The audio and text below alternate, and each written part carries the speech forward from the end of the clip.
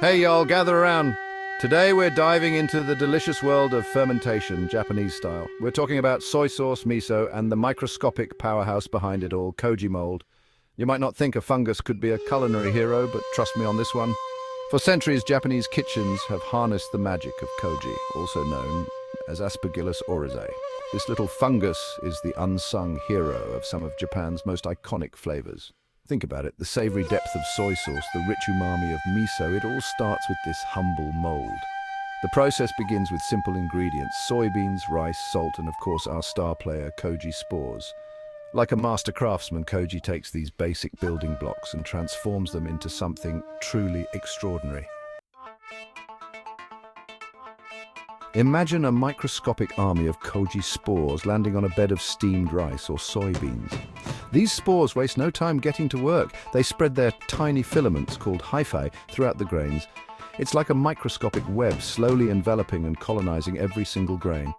As Koji takes hold, the temperature rises and the environment inside those fermentation tanks or trays becomes a flurry of activity. The air fills with a sweet, earthy aroma, a sure sign that the transformation is well underway. This isn't a hands-off process. Skilled artisans carefully monitor the fermentation, ensuring the temperature and humidity are just right for Koji to work its magic. It's a delicate dance between nature's power and human expertise. So how does this tiny fungus create such complex flavors? It's all about enzymes, folks. Koji secretes enzymes that act like tiny scissors, snipping apart large molecules into smaller, tastier ones.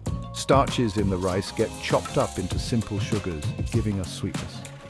Proteins in the soybeans are broken down into amino acids, the building blocks of that savory, mouth-watering flavor known as umami. For soy sauce, the Koji-infused mixture, now called miromi, takes a dip in a salty brine for months, even years. This is where the real magic happens.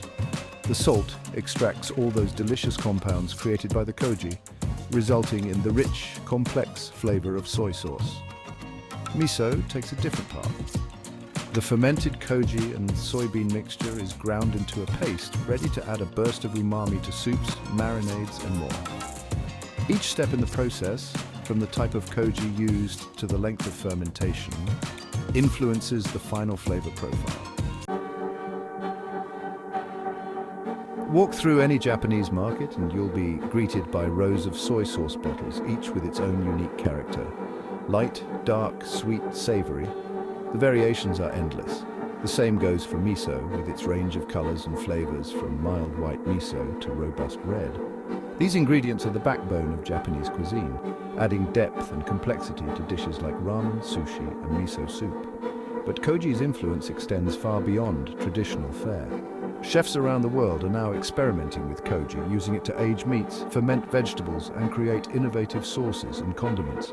This ancient mold is experiencing a modern-day renaissance, and it's exciting to see all the delicious possibilities unfolding.